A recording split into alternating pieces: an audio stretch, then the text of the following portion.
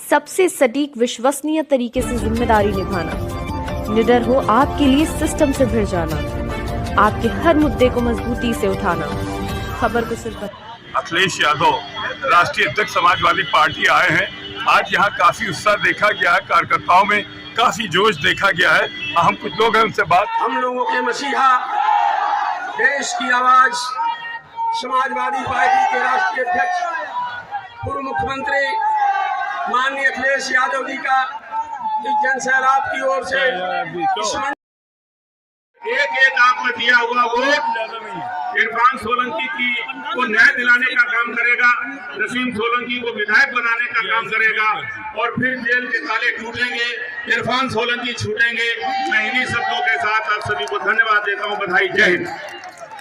बहुत बहुत धन्यवाद। अब इसी कड़ी में आदरणीय राजेंद्र कुमार जी विधायक प्रभारी सीसा वो विधानसभा जी। समाजवादी पार्टी के राष्ट्रीय अध्यक्ष आदरणीय श्री अखिलेश यादव जी, जो हम सब की जान है, शान है, नौजवानों की, किसानों की ताकत है, महिलाओं का सम्मान है। आज उनका इस शहर में स्वागत करते हुए हमें अत्यंत हर्ष हो रहा है। मंचासीन सभी हमारे आदरणीय पूर्व विधायकगण, सभी साथीगण और मेरे सामने बैठे मेरे इस परिवार के सभी आदरणीय बुजुर्ग, मेरी माँ, मेरी बहनें, मेरे सभी नौजवान साथी, मेरे छोटे बच्चे और मेरी बेटियां, आज ये वक्त ऐसा आ गया है। इंडिया जीतेगा तो देश का किसान जीतेगा, इंडिया जीतेगा तो हम और आप जीतेंगे, इस देश की इज्जत जीतेगी, इस देश का संविधान जीतेगा। इन्हीं शब्दों के साथ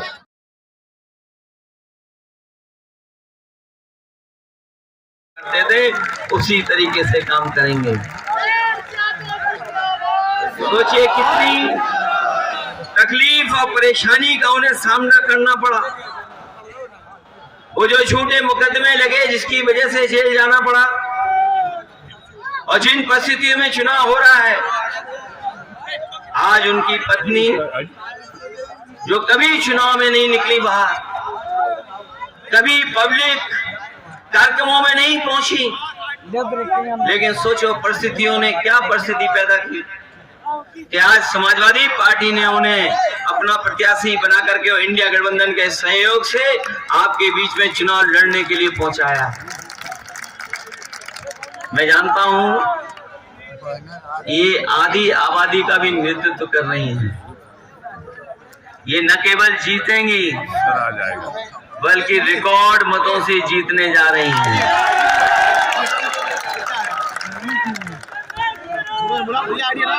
इसीलिए आपने देखा होगा लोग जो बीजेपी वाले हैं वो घबराए और डरे हुए तो है ही हैं, लेकिन जब से उपचुनाव की तारीखें आ गई हैं वो कुछ हिले हुए दिखाई दे रहे हैं। और याद रखना, जो टालेंगे वो चुनाव हारेंगे। और अगर मैं सच्चाई कहूं और प्रतिशत के हिसाब से कहूं तो इस बार भारतीय जनता पार्टी 100% चुनाव हारने जा रही है। और सीटों की गिनती से बोलूंगा तो मैं इस बार 9 की 9 सीटें हारने जा रहे हैं।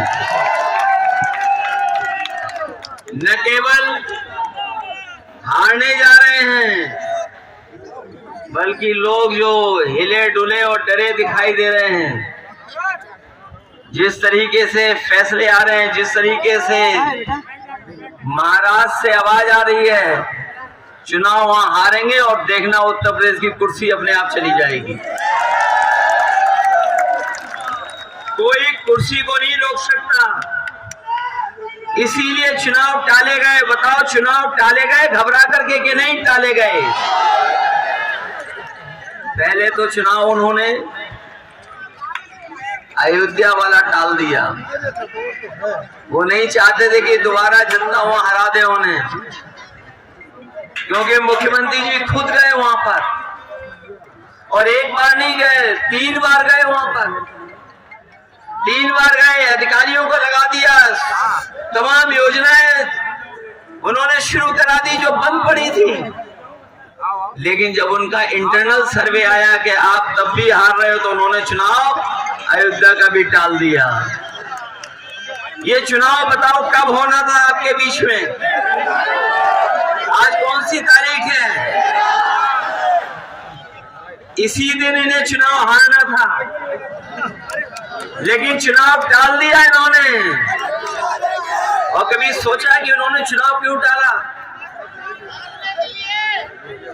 चुनाव इसलिए टाला इन्होंने कि जब इन्हें मालूम पड़ गया कि त्योहारों के समय पर लोग आए हैं, छुट्टी लेकर के आए हैं, घर पर पहुंच गए हैं, त्योहारों के साथ साथ उन्होंने मन बना लिया था कि इस बार भारतीय जनता पार्टी को सबक सिखा करके जाएंगे। जब उनको इस बात की भनक पड़ गई तो उन्होंने 13 तारीख से चुनाव टाल करके 20 तारीख कर दिया। अगर 20 तारीख कर दिया तो कानपुर वाले लोग इतना हैं कि 13 का हिसाब पूरा का पूरा 20 तारीख को करेंगे। यहाँ कोई चुनाव नहीं बचा। और हमारे जो मुख्यमंत्री जी हैं वो पीडीए के बारे में जानते नहीं हैं। वो कह रहे हैं कि पता नहीं क्या पीडीए है, उनका फुल फॉर्म जो पीडीए का बताया तो मैं बहुत सोचता रहा, ये बताओ एच कहां से आ गया इसमें? जो पीडीए का उन्होंने फुल फॉर्म बनाया, मैं सोचता रहा ये एच कहां से आ गया। और सच्चाई तो ये है, जो पीडीए वाले घबराए हुए हैं वो इसलिए घबराए हुए हैं, पीडीए के नारे से उनके पेट में दर्द हो रहा है। पीडीए मतलब पेट में दर्द हो रहा है नारे से। ये जब से पीडीए का नारा चला है और साइकिल का हैंडल हाथ जा रहा है। ये चुनाव केवल कानपुर का नहीं है। जब मैं और आप यहाँ पर मैदान में मिल रहे हैं तो बहुत सारे लोगों को जानकारी हो गई होगी कि सुप्रीम कोर्ट का अभी बुलडोजर पे फैसला क्या आया है। हिलाना नहीं। अभी जब हम और आप लोग एक जनसभा में खड़े हैं, बैठे हैं, उससे आने से पहले आपको सबको पता होगा कि सुप्रीम कोर्ट ने क्या टिप्पणी की है। और इस सरकार का जो बुलडोजर प्रतीक बन गया था, उसके खिलाफ जो टिप्पणी की है और सुप्रीम कोर्ट में जो लाइनें रखी गई हैं, वहां के जज साहब जो उन्होंने पढ़ा लाइनों को और जो बोला कोर्ट में, वो कोई भी लोकतंत्र में जो फैसला आया है उसको स्वीकार करेगा, उसको बधाई देगा। मैं इस मौके पर जो सुप्रीम कोर्ट का फैसला आया है सरकार के खिलाफ, उसका धन्यवाद देता हूं, बधाई देता हूं। और वो जो लाइनें पढ़ी उन्होंने, जिस तरीके से घर तोड़ा गया था बुलडोजर से, उसके खिलाफ कोर्ट में गए और उसके बाद जो जजमेंट आया है, ऐसे कम फैसले होते हैं जहां पर सरकार को जुर्माना देना पड़ता है।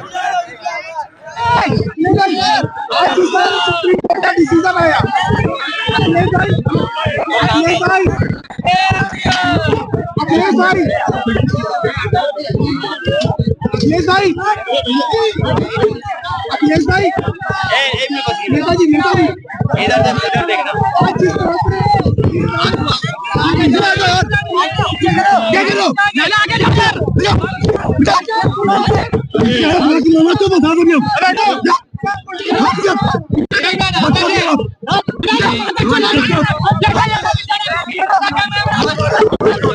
करके हमेशा विपक्ष ने और समाजवादी पार्टी, हम लोगों ने इस बात को हमेशा कहा कि बुलडोजर अनकॉन्स्टिट्यूशनल है, बुलडोजर अनडेमोक्रेटिक है, बुलडोजर डर का प्रतीक है, डर का प्रतीक और अन्याय का प्रतीक नहीं हो सकता। मैं बधाई देना चाहता हूँ सुप्रीम कोर्ट को बधाई देना चाहता हूँ सबको जिन्होंने इसमें लड़ करके ये सुप्रीम कोर्ट के माध्यम से फैसला आया है। और इसके बाद कम से कम सरकार को रास्ता न्याय का चुनना चाहिए। इस तरह का व्यवहार सरकार का नहीं होना चाहिए। और सोचिए कोर्ट में ये बात कही जाए कि अपना घर हो अपना आंगन हो, ये सरकार घर तोड़ने वाली है, घर बनाने वाली नहीं है। इसीलिए मैंने कहा डिवाइड एंड रूल जिन्होंने नारा दिया उनके वचनवंशी लोग हैं, विचारवंशी लोग हैं, इन्हें विकास से कोई लेना देना नहीं है। जो सरकार नौकरी देने के लिए बनी थी वो नौकरी छीन रही है। आज हजारों हजार संख्या में नौजवान और वो जो एडमिनिस्ट्रेटिव नौकरी करते पढ़े लिखे लोग, उनके साथ ये खिलवाड़ कर रहे हैं, उनके भविष्य के साथ खिलवाड़ कर रहे हैं। इलाहाबाद और प्रयागराज में जो नौजवान नौकरी मांगने आए पढ़े लिखे, उन पे लाठी चलवा रहे हैं। वो पेज छोड़ करके अपनी पढ़ाई की आंदोलन कर रहे हैं। सरकार को इस बात की भी चिंता नहीं है कि उनके भविष्य के साथ सरकार खिलवाड़ करे। उनकी मांगे जायज हैं। जो अभ्यर्थी यूपी बीपीएस के आंदोलन कर रहे हैं, आयोग को और सरकार को उनकी मांग माननी चाहिए। ये आयोग जो है वो आयोग बन करके खड़ा हो गया है। सुप्रीम कोर्ट ने बुलडोजर के ऊपर टिप्पणी की है, आपको लगता है सरकार ने जब तक अभी तक जो बुलडोजर चलाए हैं वो गलत है? खुशी इस बात की ये भी है कि साथ साथ सुप्रीम कोर्ट ने कहा है कि ऐसे दोषी अधिकारियों के खिलाफ भी कार्रवाई हो और सरकार पे जुर्माना हुआ है। सरकार पर जुर्माना हुआ है इसलिए हुआ क्योंकि वो अनकॉन्स्टिट्यूशनल लोग हैं। और इस फैसले के बाद बुलडोजर रुकना चाहिए, अनकॉन्स्टिट्यूशनल काम नहीं होना चाहिए। सीएम योगी आदित्यनाथ ने कहा कि समाजवादी जो है दुर्दांतों की पार्टी है, और समाजवादी पार्टी पिछड़े, दलित, अल्पसंख्यक, आदिवासी आदि आबादी का नेतृत्व करने वाला पीडीए नारा है। पीडीए गरीब, जो गरीब हैं उनकी आवाज है। जिनके साथ अन्याय हुआ है उनके साथ खड़ा पीडीए परिवार है। हमारे मुख्यमंत्री जी को कुछ समझ में कम आता है। अभी तक तो सरकार डरी हुई थी, अब लग रहा है सरकार हिली हुई है।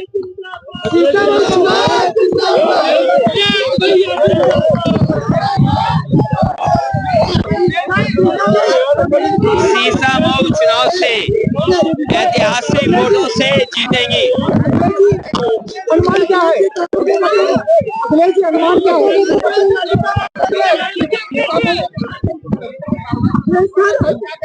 देखिए प्रशासन से और ये जनता जब चुनाव लड़ रही है, जनता का सामना नहीं कर सकता कोई भी। और सरकार प्रशासन ये जानता है कि जब जनता खड़ी है तो प्रशासन और सरकार भी कुछ नहीं कर सकती है। जनता चुनाव लड़ रही है, इसलिए प्रशासन लाख पाबंदियां लगाएगी, उसके बाद भी जनता इनके खिलाफ मतदान करेगी।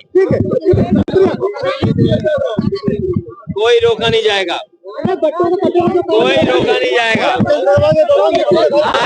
आज जितनी भी पुलिस फोर्स लगी है ये सब सुरक्षा कर रही है और आपके सहयोग के लिए खड़ी है। तो ऐसे ही सहयोग मिलेगा इनका।